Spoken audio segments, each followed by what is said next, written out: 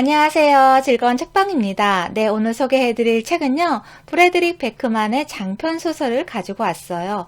불안한 사람들이라는 책이에요. 불안한 사람들. 이분의 책은 오베라는 남자라는 소설책을 읽었어요. 많은 분들이 그 책을 읽으셨을 텐데, 저도 그 책을 읽고 너무 좋았거든요. 재미도 있고, 위트도 있고, 왠지 가슴 뭉클해지는 그런 내용을 담고 있어서, 참 읽고 나서 마음 따뜻해지는, 참 좋은 책을 읽었구나 하는 생각을 하게 하는 그런 책이었거든요. 그래서 이분의 책을 두 번째로 읽게 되었는데, 보통 첫 번째 책이 좋았으면 그 다음 책은 기대감이 또 생기기 때문에 조금 실망하는 경우도 가끔 생겨요. 그런데 이번에 읽었던 책은 전혀 그렇지 않았어요. 더 좋았어요. 오베라는 남자의 그런 책을 읽고 났을 때의 느낌보다 이 책을 읽고 났을 때 정말 완벽하다 싶을 정도로 모든 것이 다 담겨 있는 그러한 소설책이었어요. 위트도 있고 재미도 있고 코믹스러운 부분부터 사람들이 살아가는 그런 내 주변에 일어날 법한 그런 사람들, 나의 이야기가 될 수 있고 내 옆에 있는 사람의 이야기가 될 수도 있는 그러한 이야기들을 재미있게 풀어가면서도 가슴 뭉클하고 따뜻함이 느껴지고 감동이 있고, 인간이 살아가면서 결혼을 하고 아이를 낳으면서 놓치고 사는 그런 부분들이 있잖아요. 후회되는 부분들, 놓치고 사는 부분들. 그러한 부분들을 다른 누군가의 그런 경험을 통해서, 이야기를 통해서 그 순간을 다시 한번 생각하게 하는 그러한 시간을 갖게 하는 책이었어요. 그리고 읽고 나서도 기분 좋아지는, 기분 좋은 그러한 결말을 갖고 있어서 참 좋았던 책이에요. 그래서 기회가 되시면 한번 꼭 읽어보셨으면 하는 바람을 가지고 오늘 이 책을 소개해드리려고 가지고 왔어요. 신간이라 많은 부분을 소개해드리지 못하지만 여기서 나오는 그런 인물들에 대해서 잠깐 간략하게 소개를 해드리고요. 그 중간중간 그 사람들이 전하고자 하는 자신의 이야기를 담은 부분들이 있어요. 그 부분들을 잠깐 읽어드릴게요. 먼저 이 소설의 스토리가 어떻게 시작하냐면요. 6,500크로나가 필요한 사람이 우연히 지하 창고에서 총을 발견하게 돼요. 그 총이 장난감 총인 줄 알고 이 총을 가지고 은행을 털 생각을 해요. 그래서 은행을 가서 6,500크로나를 내놓으라고 총을 들고 협박을 해요. 그런데 그 들어가는 은행이 현금이 없는 그런 은행이었던 거예요. 그러다 보니까 어떻게 해요? 돈은 얻지 못하고 그 은행에서 은행 직원이 경찰에 신고하겠다고 하니까 놀라서 막 도망친 거예요. 도망치고 계단을 막 올라가다 보니까 문이 열려있는 집이 있었어요. 그 아파트에. 그래서 그 아파트로 들어갔어요. 딱 들어갔는데 거기에 여러 명의 사람들이 막 있는 거예요. 그러면서 이야기가 시작이 돼요. 그 은행 강도와 경찰과 그 인질로 잡혔던 사람들의 그런 등장인물이 나오는데요. 그 사람들에 대한 소개를 먼저 해드릴게요. 여기서 야크와 짐이라는 경찰관이 나와요. 두 사람은 부자 관계이고요. 짐이 아버지예요. 아들 야크와 사사건건 부딪히면서도 아들 눈치를 보는 그러한 사람이고요. 몇 년 전 목사였던 아내를 잃었지만 여전히 결혼 반지를 끼고 다니는 그러한 경찰관이에요. 그리고 야크도 경찰관인데 아버지 짐과 같은 경찰서에서 근무를 하고 있어요. 그런데 야크는 어렸을 때 아픈 추억을 가지고 있어요. 그게 뭐냐면 10년 전 그 마을에 높은 다리가 있는데 그 다리에서 자살을 하려는 남자가 있었어요. 한 남자가 있었는데 그 남자를 어떻게든 구하고 싶어서 소리쳐서 뛰어내리지 말라고 말했지만 그 남자는 결국에 뛰어내려요. 그래서 목숨을 잃어요. 그러한 경험을 갖고 있는, 그러한 아픈 추억을 갖고 있는 그러한 사람이에요. 그리고 은행 강도가 막 도망치듯 달려가서 오픈하우스로 들어갔잖아요. 그 안에는 오픈하우스이니까 그 내부를, 아파트를 구경하려는 사람들이 여러 명이 있었어요. 그 중에 한 사람이 누구냐면 사라라는 사람이에요. 은행 고위 간부고요. 값비싼 옷을 입고 데스메탈을 즐겨 들으면서 더러운 것을 극도로 혐오하는 그런 사람이에요. 그리고 어떠한 상황에서도 말싸움에서는 지지 않는 그런 능력을 가지고 있는 그러한 사람이죠. 그리고 로게르와 안나레나라는 사람 부부가 있어요. 그 사람들은 부부가 같이 은퇴 후에 낡은 아파트를 수리해서 다시 되파는 그러한 일들을 해요. 그래서 로게르는 정보 수집을 잘하고요. 안나레나는 대기업 선임 애널리스트였어요. 그런데 이제 은퇴를 하고 나서 남편과 같이 이제 아파트를 사서 이렇게 꾸미는 그러한 일을 하고요. 이렇게 값을 이제 내려서 사야 되잖아요. 그럴 때 막 이런저런 이렇게 이야기를 하면서 값을 떨어뜨리는 그러한 일을 담당하는 그런 일을 해요. 그리고 로라는 사람이 있는데요. 율리아와 결혼한 신혼부부이고요. 아내가 곧 태어날 아기와 함께 살 그런 집을 고르기 위해서 정말 완벽한 집을 골라야 한다는 강박에 시달리고 있는 그러한 사람이에요. 율리아는 로의 배우자이고요. 만삭의 몸으로 출산을 앞두고 있어요. 그런데 이제 너무 완벽한 집을 고르다 보니까 자꾸 미루게 되잖아요.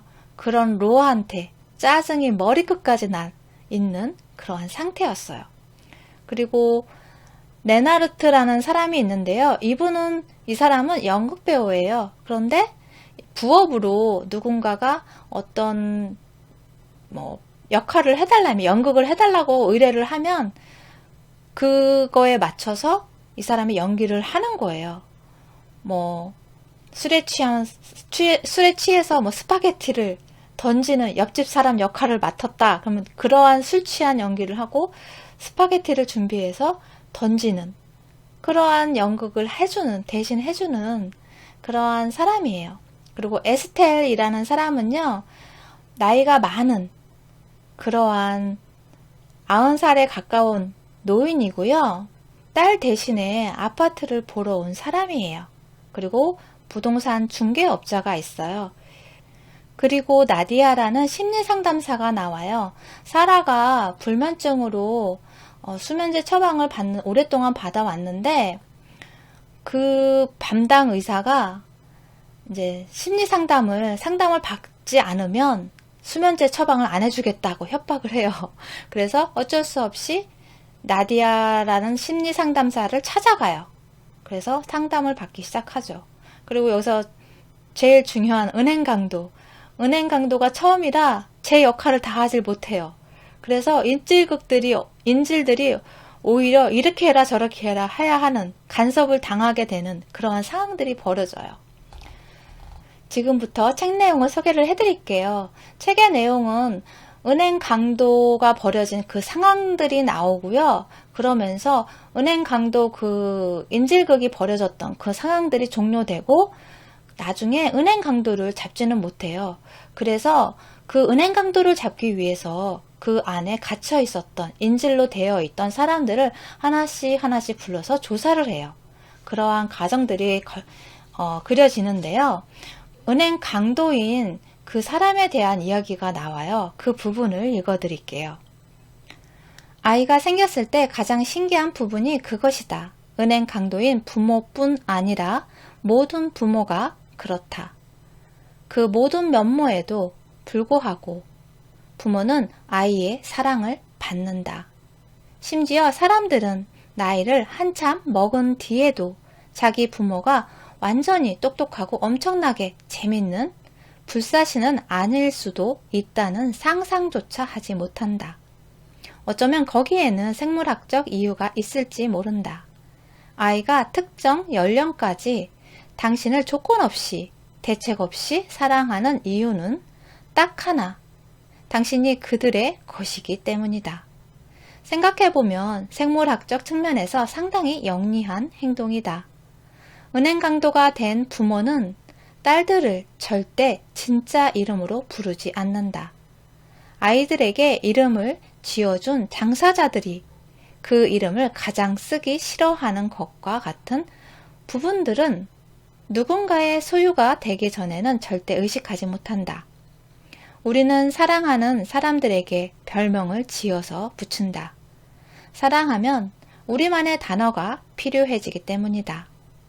그래서 은행 강도가 된 부모는 각각 6년과 8년 전 아직 엄마 뱃속에 있었을 때 아이들이 어떤 식으로 발버둥 쳤는지를 근거로 딸들을 부른다.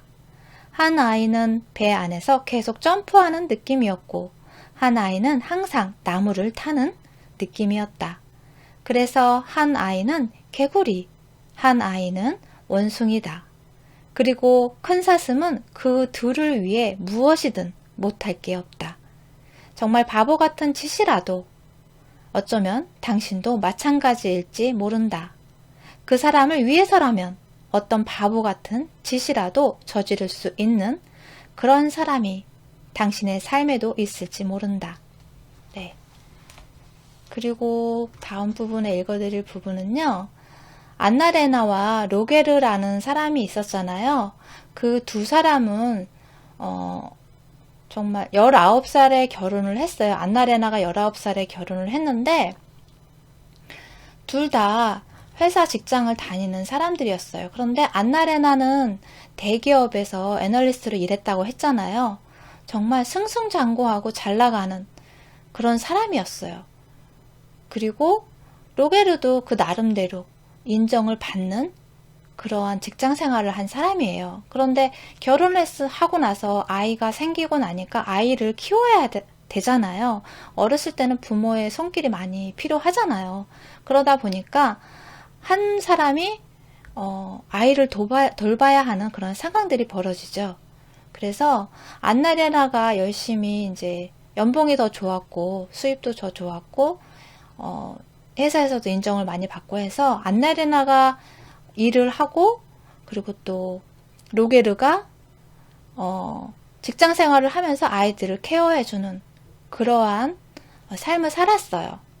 그리고 나서 안나레나가 어느 정도 정말 임원으로 높은 그 지위까지 오르고 나서 마음껏 열심히 일을 하고 자신의 능력 발휘를 하고 나서 그리고 나서 남편인 로게르의 그런 사회생활을, 직장생활을 열심히 하도록 아이들도 어느 정도 컸고 하니까 열심히 할 수 있게끔 뒷받침해주는 그러한 역할을 하려고 했었어요. 그런데 나이를 너무 먹은 거예요. 시간이 너무 빨리 흘렀던 거죠. 그러다 보니까 로게르가 그 아이를 키우냐고 제자리 걸음으로 직장 생활을 하던 그 시간이 너무 길어지다 보니까 다시 일어설 수 있고 정말 열심히 달릴 수 있는 그러한 체력이 그리고 그러한 능력이 그리고 그러한 용기가 사라진 뒤였어요. 그래서 은퇴를 하고 그리고 나서 아파트를 보러 다니면서 같이 할 수 있는 그러한 프로젝트를 진행하기 위해서 아파트를 사고 개조해서 다시 되파는 그러한 일을 시작을 하게 된 거예요. 그래서 오픈하우스도 같이 보러 가게 된 거였는데 거기서 이제 은행 강도를 만나고 그리고 또 그 안에서 인질이 되어 있으면서 서로 간에 속 이야기를 하게 되는 시간들을 갖게 돼요. 그 부분을 읽어 드릴게요. 그들은 예전부터 대화가 없었다. 안나레나는 아이가 생기면 나아지길 바랐지만 오히려 역효과가 났다.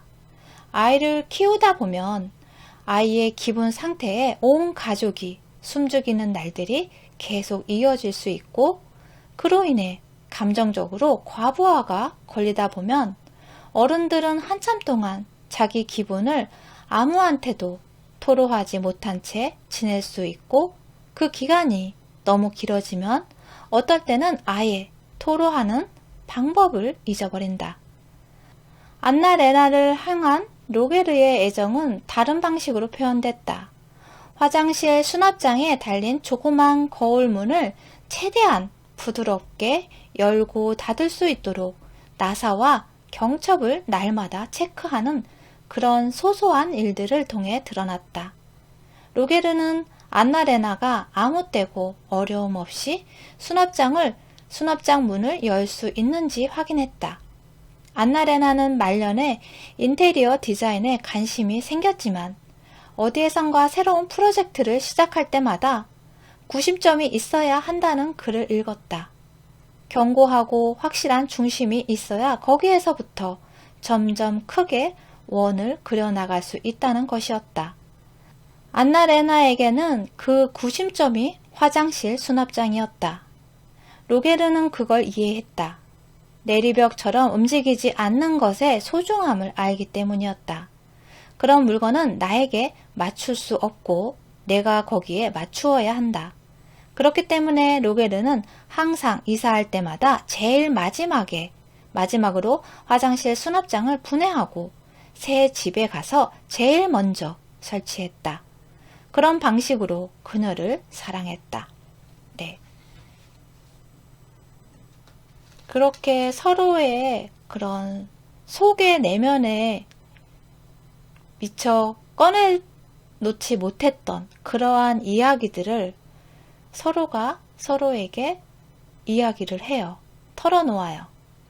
그리고 은행 강도도 자신의 그런 이야기들을 털어놓죠. 왜 은행 강도가 되었는지. 그러면서 스톡홀름 증후군의 상황이 벌어지게 돼요. 스톡홀름이라는 것은 뭐냐면요.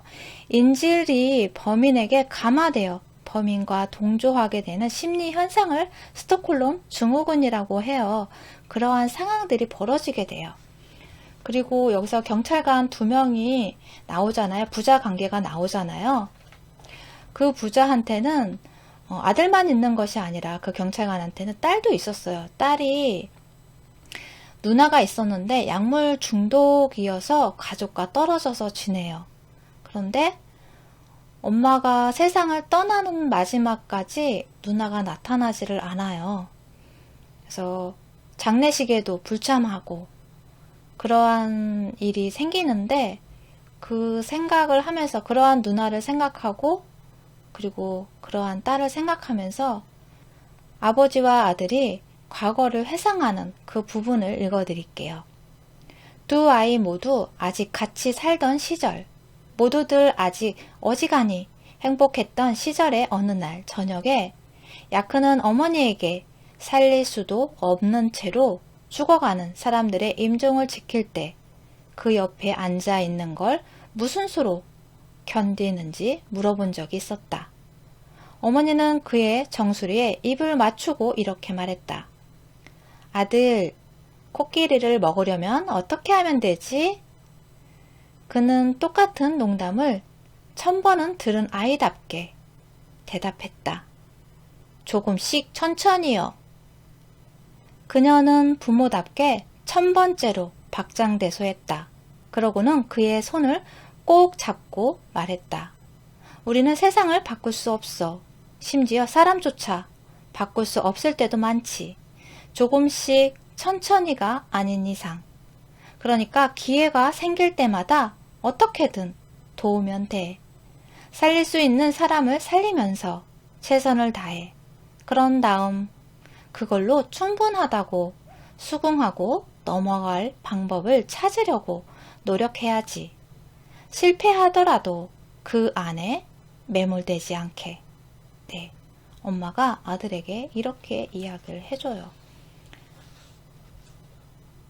그리고 나서 어머니가 목사이기 때문에 정말 어려운 사람들을 위해서 많은 활동을 하셨어요. 그래서 그 지구 반대편에서 폭동이 일어났는데 그 현장에까지 가요. 그래서 그 폭동에서 여자의 탈출을 도우려다가 칼에 찔리는, 그래서 병원에 옮기게 되고 그러한 상황들을 경험을 하게 되고, 그 아들이 그런 엄마한테 막 화를 내죠. 왜 거기까지 갔냐고, 왜 위험한 짓을 하냐고, 왜 가족은 생각하지 않냐고 막 잔소리를 해요. 그 부분을 읽어드릴게요. 두말하면 잔소리지만 그의 어머니는 아들이 무섭고 불안한 마음에 소리 지르고 있다는 걸 알았기 때문에 평소처럼 대답했다. 항구에 머무는 배는 안전하지만 배가 그런 용도로 만들어진 게 아니잖니. 야크는 당장 후회할 말을 했다. 엄마는 목사니까 칼에 맞지 않게 하나님의 보호해 주실 거라고 생각하세요? 엄마는 목사니까 칼에 맞지 않게 하나님이 보호해 줄 거라고 생각하세요? 그녀는 지구 반대편의 병원에 앉아 있었을지 몰라도 그럼에도 아들이 느끼는 바닥 모를 공포를 느낄 수 있었다. 엄마가 이렇게 이야기를 해요. 칼에 맞지 않게 하나님이 보호해 주지는 않으시지. 그래서 하나님이 다른 사람들을 주신 거야. 서로 보호하면서 살 수 있게. 네.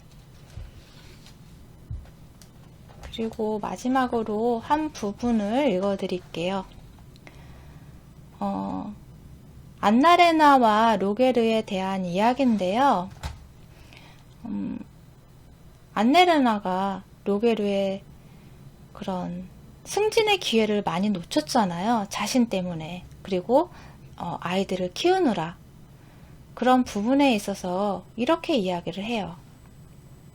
로게르도 승진의 기회를 누렸어야 했어요. 나는 항상 생각했어요. 내년에는 그의 차례가 될 거라고. 하지만 시간이 생각보다 얼마나 빠르게 흘러가는지 몰라요. 그 긴 세월이 순식간에 지나가 버렸어요. 가끔 어떤 사람과 아주 오래 살며 아이를 함께 키우는 게 나무 타기와 비슷하다는 생각이 들어요. 올라갔다가 미끄러지고 올라갔다가 미끄러지고 모든 일에 열심히 대처하고 착하게 지내며 오르고 또 오르지만 그동안 서로를 눈에 잘 담지는 못하죠. 젊었을 때는 그 사실을 잘 모르지만 아이가 생기면 모든 게 달라지고 어떨 때는 배우자를 거의 못 보는 것 같은 기분이 들기도 해요. 최우선적으로 부모이자 동지이기 때문에 결혼은 우선순위에서 저 아래로 미끄러지죠. 하지만 당신들은 나무를 계속 올라가면서 서로를 계속 눈에 담도록 해요. 나는 산다는 게 원래 그런 줄 알았어요. 그렇게 살아야 하는 줄 알았어요. 모든 걸 완수해야 한다고 생각했어요. 중요한 건 우리가 한 나무를 계속 올라가는 거라고 되뇌었어요. 왜냐하면 너무 가식적으로 들리겠지만 왜냐하면 조만간 같은 나무 가지에서 만날 거라고 생각했거든요. 그러면 손을 잡고 거기에 앉아서 풍경을 감상할 수 있을 거라고, 나이 들면 그럴 거라고 생각했어요. 하지만 시간이 생각보다 얼마나 빠르게 흘러가는지 몰라요. 그리고 로게르의 차례는 돌아오지 않았죠. 율리아는 계속 그녀의 팔을 잡고 있었다. 이번에는 힘을 내라는 뜻이라기보다 위로하기 위해서였다. 우리 엄마는 늘 변명할 필요가 없다고 했어요. 뭔가를 잘하는 것에 대해 미안해하지 말라고요. 안나레나는 미심쩍어하며 피자를 한 입 베어문 채 그대로 말했다. 현명한 분이었네요.